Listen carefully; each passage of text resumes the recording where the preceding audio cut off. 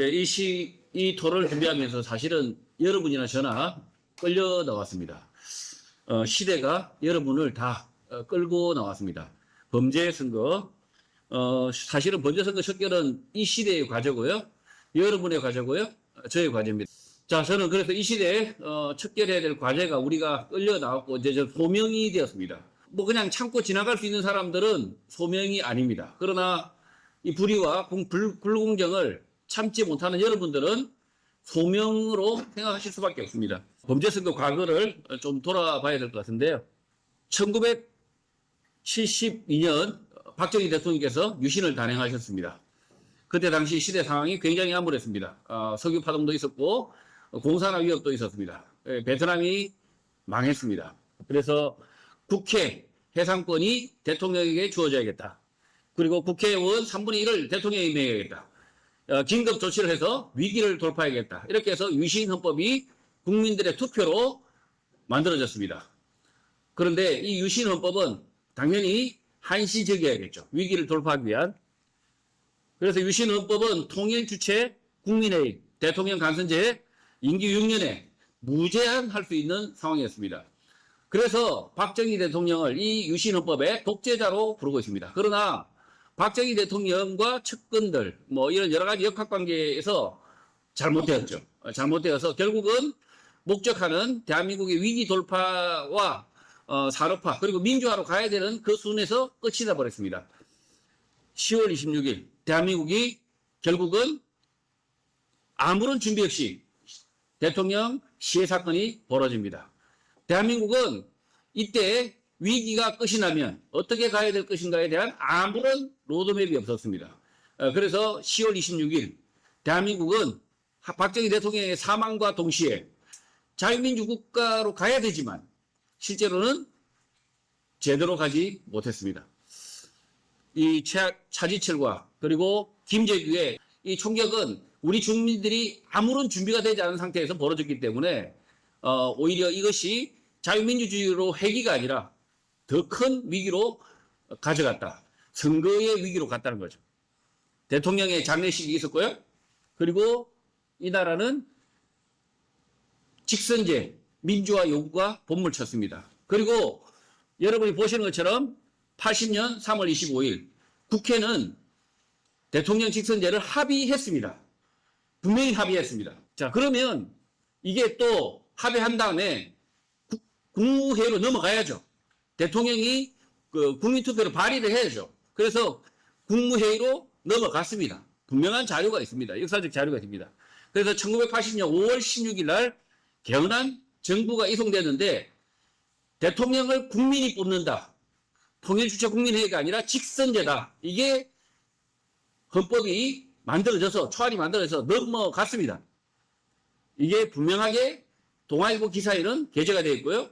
전문이 동아일보 그날 신문에 게재가 되어 있습니다. 제가 그래서 대한민국 헌법 개정의 역사에서 지워진 헌법, 1980년 헌법을 저희가 원문을 전부 한글화해서 게시를 하고 있습니다. 대통령 직선제는 곧 민주화입니다. 그런데 대통령 직선제를 합의하고 헌법안이 넘어갔는데 5.18 민주화 운동이 일어났다. 이렇게 배우고 있습니다. 이미 헌법안이 발의가 넘어가서 국무회의에서 이미 통과해서 국민 투표를 부여할 그 상황인데 국회는 합의했는데 이게 웬 민주화 운동입니까? 이미 민주화 됐는데 민주화를 결정했는데 웬 민주화 운동이냐 이 말이에요. 이 5.18 민주화 운동은 이때부터 이미 선거가 빠그러졌다는 거죠. 이미 이때부터 잘못되었다는 거죠. 대통령 직선제 그냥 민주화 그대로 받아들였다면 이 난리가 칠 일이 없는데 5.18 민주화 운동은 실제로는 반민주 운동이었다는 거예요. 저는 5.18 김대중 폭동이라고 생각합니다. 이미 넘어간 그 개헌안을 통과시켰다면 지금처럼 대한민국이 38년 동안 혼란을 겪지 않았을 겁니다. 4년 중인 대통령 직선제였고요. 그리고 대통령과 국회가 대등하게 사실은 권력을 견제하는 헌법이었습니다. 오히려 이때 우리는 민주화의 좌절을 경험하고 있지 않나 이렇게 말씀드립니다. 김대중은 이 5.18로 인해서 사형 판결을 받습니다. 사형 판결을 받는데 저는 이분이 자백한 내용이나 여러 가지 증거들을 보면 그때 대학생들의 이야기를 들어보면 분명히 5.18에 지금 이 시위를 배후지휘한 것은 명확합니다. 그래서 이분이 마치 민주화를 했다. 저는 전혀 인정할 수 없습니다. 1987년 그리고 나서 이 전두환 정권이 들어서고 그리고 나서 87년 6월 항쟁이 벌어집니다. 부산시 남구 문현동 문현교차로에서 아주 인상 깊은 사진이 찍힙니다. 이 사진입니다. 87 6월 항쟁입니다. 이 6월 항쟁은 실제로는 80년 태동한 그 민주화의 좌절에서 한 발자국도 나갈 수 없는 오히려 거짓 민주화 선동에 지금 이렇게 내몰리고 있는 상태라는 거죠. 실제로는 이게 민주화를 가져온 게 아니라 실제로는 거짓 민주주의로 가고 있었다는 거죠. 많은 사람들이 6월 항쟁을 통해서 대통령 직선제를 가져오면 대한민국의 주권이 우리에게 넘어올 것이라고 믿었지만 안타깝게도 87년 헌법은 우리 국민에게 주권을 넘겨준 헌법이 아니었습니다. 자, 1987년 6월 29일 날 노태우 6.29 선언을 합니다. 그리고 헌법 개정이 졸속 3개월 개정이 벌어집니다. 저는 이 헌법 개정은 김대중의 악마의 눈물이라고 생각합니다. 악마의 눈물이 만든 가짜 헌법이라고 생각합니다. 반민주 헌법 개정을 했고요. 보시면 87년 10월 29일 국민투표로 개헌이 되었지만 이 개헌 내용에 지금 여러분이 벌어지고 있는 탄핵과 또 부정선거와 모든 것이 내포되어 있었던 개헌이었다는 거죠. 봅시다. 전국 제7공화국 특징을 보시면 대통령 국회 해상권 폐지를 여기에 담고 있습니다. 대통령이 곧 국민입니다. 국민의 대표가 대통령입니다. 국민에게 국회 해상권이 없는 겁니다.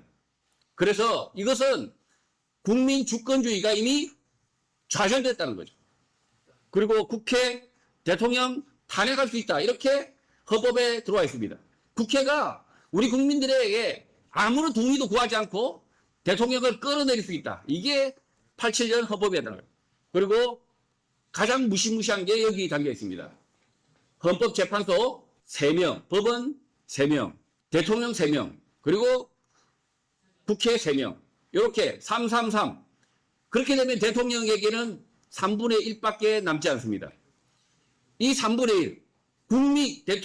국민의 대표인 대통령에게 이 헌법재판소 임명 권한이 3분의 1로 쭈그러들어서 이미 국민 주권이 상실되었다는 거죠. 그리고 중앙선관위입니다. 중앙선관위도 이 헌법에서 333 우리 국민이 투표하지 않은 대법관들이 3명, 국회가 3명, 국민의 대표인 대통령은 달랑 3명밖에 없었습니다. 이렇게 되면 헌법재판소와 중앙선관위는 이미 국민의 손에서 떠난 것이었습니다. 자, 그래서 결국은 제7공화국의 특징은 뭐냐? 반민주, 범죄선거, 공화국이다. 38년간 동안 이 방향으로 계속 가고 있었다는 거죠. 민주주의는 국민이 그 위에 있어요. 누구보다 위에 있어야 됩니다. 국민이 곧 대통령이어야 됩니다. 그러나 실제로는 국민 위에 국회의원, 달랑, 그 지역에서만 위임받은 그자들이 국민의 대표인 대통령을 깔아뭉개는 국민 주권을 박탈한 헌법으로 개헌해버렸다는 거예요. 국회, 대법원, 물론 국회도 우리 국민이 투표하지만 이 국회라는 게 뭡니까? 결국은 지역 대표지 않습니까? 자꾸 이놈들이 자기들이 국민의 대표라고 우깁니다. 대통령제 국가에서 이 국민의 대표는 대통령밖에 없습니다. 그래서 그 대통령, 국민의 대표에게 최고의 권력을 물려주는 게 대통령제인데 자신들이 지역 대표들이 국민을 참칭하고 있는 거죠.